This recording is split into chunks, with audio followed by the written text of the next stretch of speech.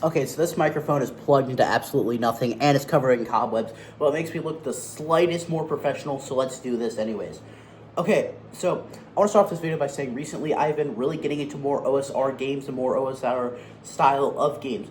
Case in point, Shadow Dark. I've been really doing a lot of research into this game and making characters for it whenever I'm bored and stuff. And of course, this game, no offense to the Arcane Library, not trying to be rude, it is a very small game, but it definitely gets the point across what it's trying to do. So I've added some homebrew to it, and honestly, this is a really good system, in my opinion, if you slightly homebrew it up. One thing I've talked about on this channel before is that I think 5th edition characters and even Pathfinder 2nd edition characters, to some extent, are way too powerful. I think OSR games like Shadow Dark really fixed the issues I was having. One thing I've gone over and over again on this channel is I believe that D&D characters have too many hit points. I believe that the sorcerers and wizards of 5th edition should have 1d4 hit points just like they did in every other edition. Well, yeah, pretty much. See, here's my thing about 5th edition characters. They didn't really need to bump up the wizard and full caster hit dice to be even more powerful. For example, the wizards in 3rd edition had a d4 hit dice. At least I'm pretty sure. Editing Derek, if I'm wrong, call me out. But I'm pretty sure the wizards and sorcerers had a d4 hit dice. In Shadow Dark, they do the exact same thing. And in many OSR games I've also seen, they do the exact same thing. Apology for the lighting change. I'm recording this at a different time now. But I get what you might be saying. Oh, well, they had to beef them up. Or they wouldn't be on levels with the new fighters, barbarians, rogues, paladins, everything like that. And my point to go against that is that, well, yeah, eventually, it doesn't matter the hit points, eventually wizards and sorcerers and bards and clerics and all that stuff are going to outpace the barbarians and fighters of 5th edition always. Just full stop, always. You might think that, 6 attacks using action surge on 1 turn, that's pretty powerful. Yeah, that's nothing compared to the wizard casting. Come here. Why are we doing this? You would think that the entire answer is to buff up the marshals. And yes, they did. I will be honest. A 5th edition character will almost always be a 2nd edition character, but that comes with some trade-offs. That gets rid of a lot of the personality that the older edition characters used to have. And I've already brought this up before, but it doesn't really make much sense that a fighter is just getting their ability to attack a 3rd time when the wizard has been casting Wish for multiple levels at this point. And so here's what I've started to do. To, just as a baseline to keep the marshals balanced with the D&D casters, what I have started to do is I give every marshal, or in some of my games, I haven't done this in my Eberron campaign yet, but if it works out in my other games, then I will import it over there.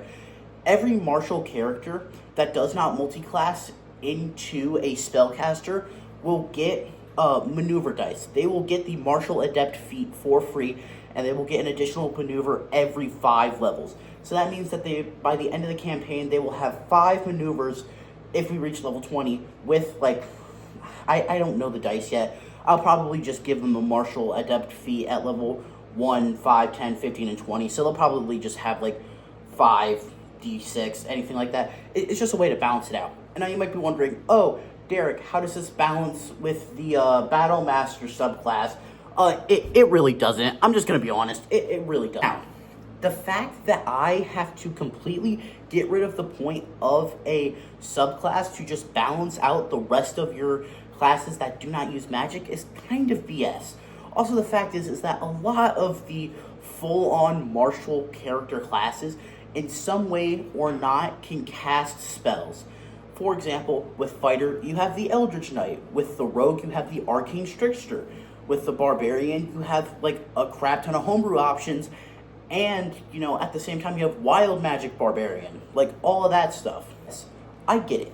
By design, most casters in D&D, even going back to 1st edition, White Box edition, everything, original, basic, AD&D, I get it. All of the casters are eventually made and designed to outpace marshals in some sort of way. It's always been like that from the beginning. The marshals are there until, the wizards and the, the clerics can reach higher levels. That way they can protect them. that's the one thing I have a problem with, though, is that in 5th edition, once the cleric reaches 5th level and gets access to 3rd level spells, they can not only drop fireballs if you pick the right subclass, they can get mass healing word, which can just heal everyone really easily without really spending that many resources except for a spell slot, unless you're using like components and all that stuff. But then they also get access to my least favorite spell in the entire game. The spell that I despise so much that I have made a homebrew rule to limit it. Revivify. I'm about to go on a rant here. So if y'all can't handle this, I'm just gonna tell y'all, like, just beware. Revivify is the most broken spell in Dungeons and Dragons, especially in 5th edition. If you are not keeping track of material components, which I will be honest, and I will give a lot of DMs props, they have been starting to keep track of the material components for this one spell. But, you know, if you're actually keeping track of the material components, this spell is pretty balanced. You know, you need a diamond, and it consumes that diamond. I'm pretty sure the diamond is worth like 100 GP. I'm not exactly sure though, but you just need a diamond. My entire problem with this spell though is that a lot of the time my players will be like, okay, our fighter just went down, let me go cast Revivify. And I'm like, do you have the diamond? And they'll be like, no, I didn't know that I had to buy a diamond because you don't keep track of any other spell components. Yeah, but I tell everyone in my session zeros that I keep track of this spell component because this is the most broken spell in the game. Revivify. If a creature dies, you can go over to them, drop a 3rd level spell slot and a diamond to bring them back to 1 hit point. Now, yes, I get it. It has to be within a minute. But this would fly in no OSR game. This is the most broken spell of all time, and the fact that it is a 3rd level spell just makes it even more broken. So, how do I remedy this?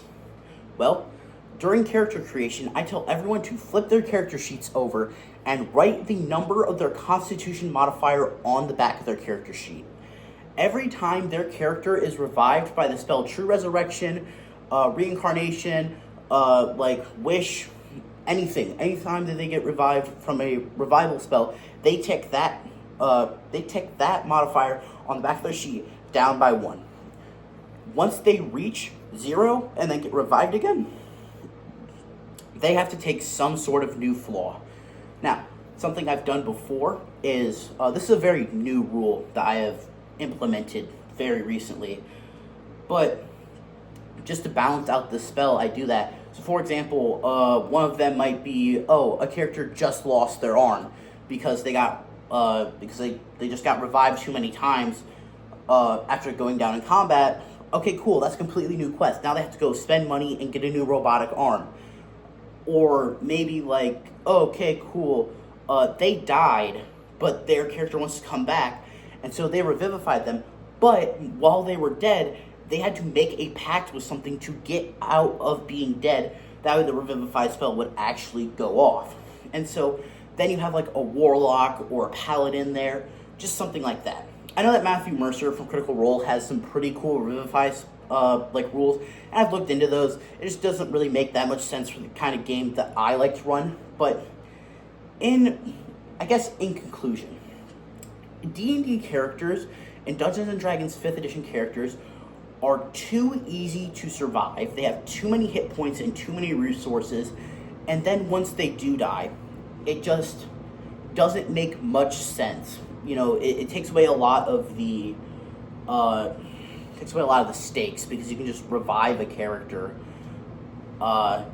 Yeah. So if y'all like this video, like, comment, subscribe. I'm sorry if I went on a little bit of a rant. This video has been unscripted. It's the first time I'm recording something like this standing up.